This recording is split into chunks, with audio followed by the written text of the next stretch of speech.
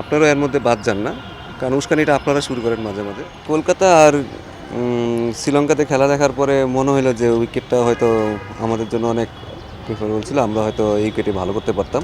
খেলার যেরকম মান যাচ্ছে সেই অনুযায়ী আমার কাছে মনে হচ্ছে যে এখানে আমাদের ভালো করার অনেক সুযোগ ছিল।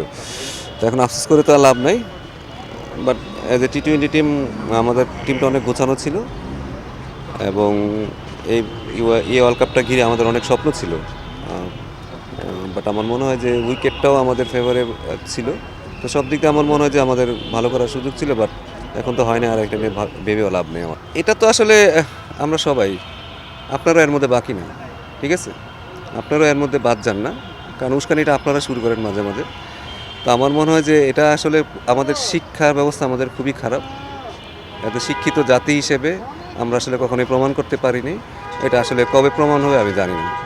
তো সবারই আসলে শিক্ষার খুব দরকার।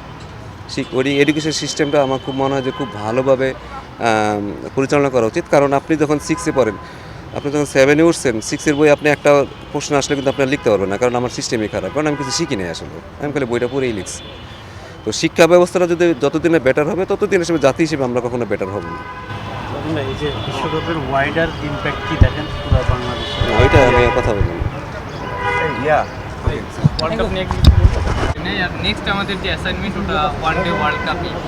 এই যে আমরা টি-20 ওয়ার্ল্ড কাপটা খেলতে পারলাম কিনা, মাঝে মনে হয় কিনা যে টি-20তে যে আমরা 1-1.5 বছর অনেক বেশি সময় দিয়েছি বা ইনভেস্ট করেছি, আপনারা খেটেছেন, ক্রিকেটাররা খেটেছেন, সব কিছু যেহেতু শূন্য, আগে আমরা ওয়ান ডের ওইটা নিতে পারতাম না। না না, দেখুন দিন শেষে ক্রিকেট বলে তো আর লেখা থাকে না এটা ওয়ানডের বল আসতেছে, এটা টি-20-র বল আসতেছে, এটা টেস্টের বল আসতেছে, লেখা থাকে না। বল চেয়েছে তো ব্যাটসম্যান রিয়াক্ট করে, ব্যাটসম্যান খেলে। তো যে পারে সে সব ফর্মেটে পারে, ঠিক আছে? আমাদের মনে হয় মাঝে মাঝে আমরা গোলাই ফেলি আসলে।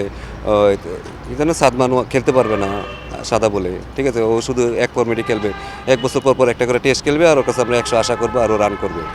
তা না, কিন্তু ক্রিকেট খেলা যেহেতু যে যে ফর্মেটে খেলে সে ভালো খেলার কোনো আমার মনে হয় খুব বেশি অসুবিধা হবে।